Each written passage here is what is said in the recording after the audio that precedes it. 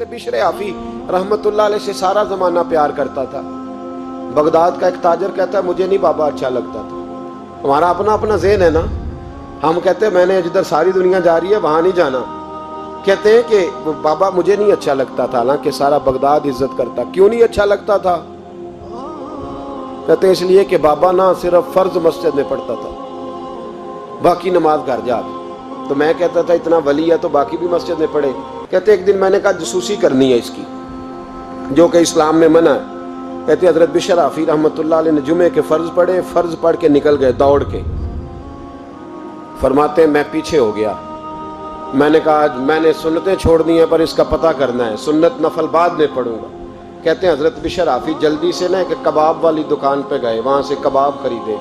اور میں نے کہا بوڑھے کی عمر دیکھو اور اس کے ذائقے دیکھو, اس عمر میں بھی کباب کھائے گا. اوئے ہوئے, مولوی کو روٹی نے ستایا تھا اس لیے سنت اور نفل چھوڑ آیا ہے. کہتے ہیں تھوڑا سا وہ آگے بڑھے تو نان بھائی کی دکان سے نا نان خریدے. میں نے کہا دیکھو یار, دیکھو اس کے ذائقے, گرم نان کھائے گا. بہت سارے لوگ بغداد میں رات کی روٹی کھاتے پر یہ گرم کھاتا ہے. کہتے ہیں حضرت وہ نان اور کباب لے کے نا جنگل کی طرف مڑے تو میرے دل میں خیال آیا یار بڑا ہی اس آدمی کا عجیب ذہن ہے, یہ اب سبزے پہ بیٹھ کے یہاں موج کرے گا, کھائے پیے گا, اور سنت نفل چھوڑ دی. اللہ ہزاروں مرید ہیں.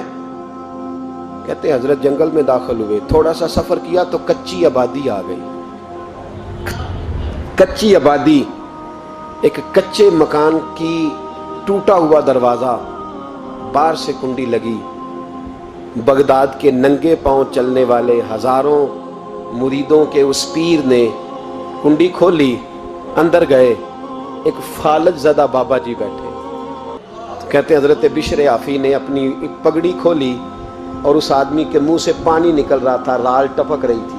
کہتے پہلے اپنی پگڑی سے منہ صاف کیا, پھر پیالے سے پانی ڈال کے منہ دھویا, پھر حضرت اس کے ٹانگوں پہ کپڑا ڈال کے روٹی کا لقمہ توڑ کے اس کے منہ میں ڈال کے کہنے لگے بابا ناراض نہ ہونا, جمعے والے دن مجھے دیر ہو جاتی ہے, ابھی تو میں نے سنت اور نفل بھی پڑھنے ہیں, ناراض نہ ہونا مجھے دیر ہو جاتی ہے. کہتے ہیں وہ بابا رو پڑا اور کہنے لگا بشر یار 14 سال ہو گئے تو روز آتا ہے. 14 سال, یہ 1 صدی کا قصہ ہے, 2-4 برس کی بات نہیں. 14 سال سے تو روز آتا ہے. میں پتہ نہیں کب تک لاش بنے پڑا رہوں گا, تو کب تک آئے گا؟ حضرت بشر عافی نے بابے کے یہاں سے پوچھ کے کہا بابا فکر نہ کر, آج کے بعد یہ جملہ نہ کہنا کہ تو میرے لیے بوجھ ہے. فرمایا لوگ سمجھتے ہیں کہ میں نے عبادت کر کے مقام پایا ہے, لوگ سمجھتے ہیں میں نوافل زیادہ پڑھتا ہوں, دنیا جانتی ہے کہ میری رات کی تسبیح زیادہ مضبوط ہے, پر میں ان میں سے کوئی بات بھی نہیں. میں تو تیری نوکری کرتا ہوں تو اللہ نے میری عزتوں میں اضافہ فرما دیا ہے.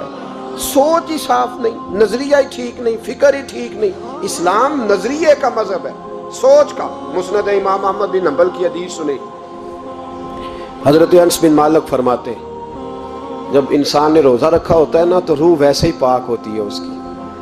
میں نے یہ سوچا کہ کچھ باتیں ایسی کی جائیں جس سے تھوڑی سی سوچیں بھی تبدیل ہو, کچھ سوچوں کا وضو, سوچوں کا غسل, افکار و نظریات کی بھی بات ہو.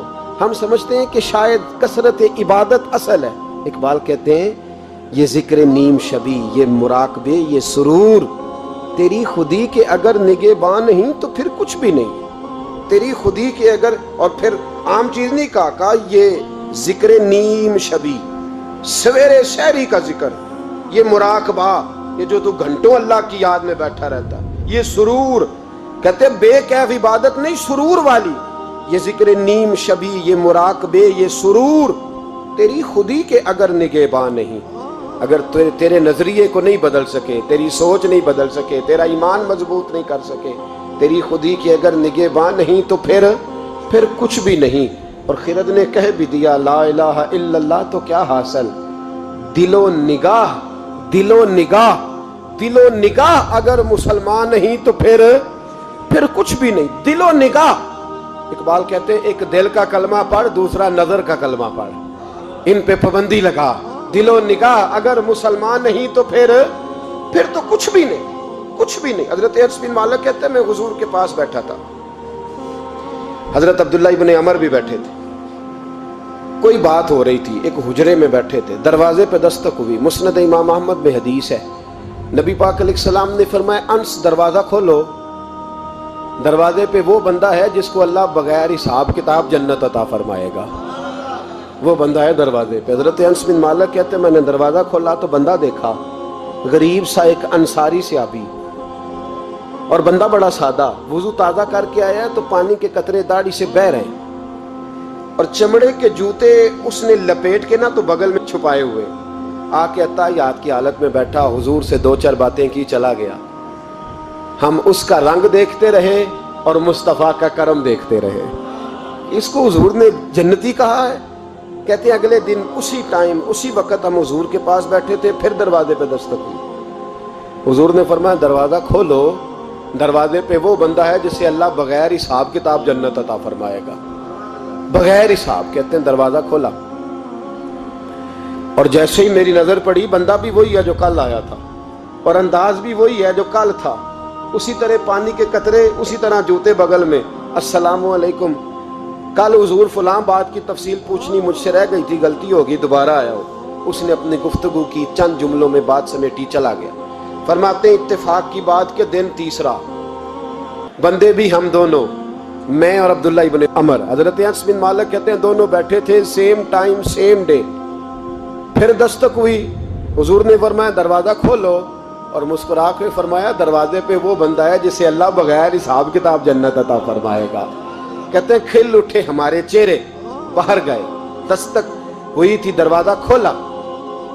فرماتے مجھے یقین تھا وہی ہوگا جو 2 دن پہلے آیا تھا، اور میرے یقین کے مطابق ہی کام ہوا، وہی بندہ تھا جو کل بھی تھا، جو پرسوں بھی تھا، حالت اور کیفیت اور انداز بھی وہی تھا، پانی کے قطرے بہ رہے ہیں، اور اس شخص نے جوتے بغل میں دبائے ہوئے خدمت میں حاضر ہوا، بیٹھ گیا، بات چیت کی، چلا گیا۔ حضرت انس بن مالک کہتے ہیں تھوڑی دیر ہوئی تو حضور بھی تشریف لے گئے۔ حضرت عبداللہ ابن عمر مجھے کہنے لگے یار ویسے کتنے اس کے نصیب ہیں، کتنے نصیب ہیں، کوئی آیا لے کے چلا گیا، کوئی آیا لے کے چلا گیا، کوئی عمر بھر بھی نہ پا سکا، میرے مولا تجھ سے گلہ نہیں، یہ تو اپنا اپنا نصیب ہے، یہ تو اپنا اپنا، اور نہ کسی کے حال پہ طنز کر، نہ کسی کے غم کا مذاق اڑا، وہ جسے چاہے جیسے نواز دے، یہ مزاج لطف رسول ہے صلی اللہ تعالی علیہ وسلم۔ کہتے ہیں ہم لوگ گفتگو کرنے لگے، عبداللہ ابن عمر مجھ سے کہنے لگے یار ویسے پتہ کرنا چاہیے یہ کون سا عمل کرتا ہے، پتہ کرنا، جیسے ہم نہیں پتہ کرتے کہ یہ بندہ بڑا چمک گیا، پتہ کرو کون سا کاروبار کرتا ہے، ذرا اس کی جاسوسی تو کرو۔ اور بندے بھی بڑے سمجھدار ہیں، وہ سائیڈ بزنس نہیں بتاتے، وہ کہتے ہیں وہ جو میرا علیحدہ ہے وہ نہیں بتانا، کہیں یہ نہ شروع کر لے۔ حالانکہ انسان کے پاس جو خوبی، جو اللہ نے اسے دولت دینی ہوتی ہے، وہ اپنا اپنا نصیب ہوتا ہے، وہ گھر میں بیٹھے بھی اللہ عطا کر دیتا ہے۔ وہ کہتے ہیں کہ پتہ کرو کیا عمل کرتا ہے، تو حضرت عبداللہ ابن عمر کہتے ہیں میں اس کے پیچھے ہو گیا، اس سے سلام لی، تو میں نے کہا مجھے 2-3 دن کے لیے مہمان بنا لو گے، مان نہ مان میں تیرا مہمان، 2-3 دن کے لیے مہمان بنا لو گے؟ تو کہتے ہیں مجھ سے کہنے لگا کوئی گھر میں جھگڑا ہو گیا ہے، کیونکہ پڑوس میں تو تمہارا، قریب ہی تو تمہارا گھر ہے، میرے مہمان بننے کو جھگڑا ہے؟ تو میں نے کہا چلو ایسے ہی سمجھ لو، پر مجھے مہمان بنا لو۔ کہتے ہیں میں 3 دن اور 3 راتیں اس شخص کے ساتھ رہا، وہ کتنا صدقہ کرتا ہے میں نوٹ کرتا رہا، نماز کتنی پڑھتا ہے، اس کا کیا، میں چاہتا تھا کہ وہ عمل مجھے ملے۔ اس کی برکت سے مصطفیٰ نے اسے 3 مرتبہ جنتی فرمایا ہے تاکہ وہ کیفیات مجھے بھی ملیں۔ حضرت عبداللہ ابن عمر کہتے ہیں کہ میں نے کوئی خاص چیز نہیں دیکھی، وہ عشاء پڑھتا تو فجر تک بستر پہ کروٹیں لیتا، اور میں الحمدللہ اٹھ کے تہجد بھی پڑھتا، نوافل بھی پڑھتا۔ کہتے ہیں وہ 1 سپارہ پڑھتا، میں 3 پڑھتا۔ فرماتے اس نے 3 دنوں میں کھجور بھی صدقہ نہیں دی، کہ کھجور بھی، اور میں نے بڑے بڑے غریبوں کی مدد کی۔ میں کہنے لگا کہ عمل تو میرا زیادہ ہے اس سے، پھر خوبی کیا ہے؟ خاص توجہ کرنا، اسلام اور دین کا جو فکری اساس ہمیں صحابہ نے دی۔ حضرت عبداللہ ابن عمر کہتے ہیں میں نے تیسرے دن اسے کہا بھائی اللہ تیرا بھلا کرے، تو نے بڑی خدمت کی، میں نے جانا ہے میرا کوئی جھگڑا نہیں ہوا تھا، میں تو بس تیرا عمل دیکھنے آیا تھا کہ تو عمل کیا کرتا ہے۔ تو وہ صحابی کہتے ہیں مجھے کہنے لگے یار تو میرا عمل دیکھنے آیا تھا، مجھے بتا تو صحیح کیا نے، اور کیوں دیکھنے آیا میرا عمل، تجھے کیا ضرورت پڑی میری جاسوسی کی؟ تو کہتے ہیں مجھ سے جب اس نے سوال کیا تو میں نے اس کو کہا بھائی تو 3 دن آیا ہے نا ہم بیٹھے ہوئے تھے؟ کہا ہاں میں آتا رہا ہوں۔ کہا 3 دن نبی پاک نے فرمایا اللہ تجھے بغیر حساب کتاب جنت عطا فرمائے گا۔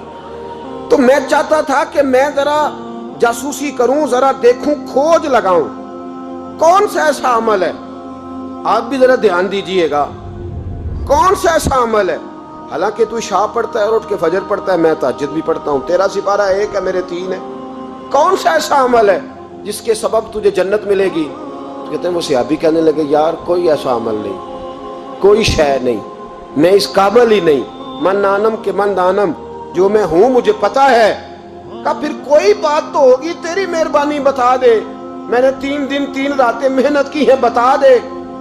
کہتے وہ کہنے لگے اگر تجھے بتاؤں نا تو پھر سن، میں جب رات کو سوتا ہوں تو اپنے دل پہ نظر ڈالتا ہوں، اور سویرے جب اٹھتا ہوں تو پھر اپنے دل پہ نظر ڈالتا ہوں، موبائل پہ نہیں، کنجی پہ نہیں کہ چابیاں کدھر ہیں، بٹوے پہ نہیں، میں رات کو سوتے ہوئے بھی اپنے دل پہ نظر ڈالتا ہوں، سویرے اٹھتے ہوئے بھی میں سب سے پہلے اپنے دل پہ نظر ڈالتا ہوں۔ فرماتے ہیں الحمدللہ میرے دل میں کسی کا حسد نہیں ہے، کسی کے بارے میں کوئی کینہ نہیں ہے، کوئی کسی کے بارے میں میل نہیں، میں اللہ کے ہر بندے کے بارے میں سوچ، نظریہ، فکر اچھی رکھتا ہوں۔ اور فرمایا میں تیرے بارے میں بھی عبداللہ یہی سوچتا ہوں کہ تو مجھ سے زیادہ نیک ہے۔ الحمدللہ اس وقت بھی میرا ذہن یہ ہے کہ انس بن مالک مجھ سے زیادہ پرہیزگار ہے، اس وقت بھی میری سوچ یہ ہے کہ محبوب کے سب صحابہ میں سب سے کمزور میں ہی ہوں۔ نبی عبداللہ ابن عمر کہتے ہیں میں نے اس کا ہاتھ چوما، میں نے کہا سمجھ آ گئی ہے، تیرا نظریہ، تیری سوچ پکی اور سچی مسلمان ہے، تو دل اور روح کا مسلمان ہے، تو نظر اور روح کا مسلمان ہے۔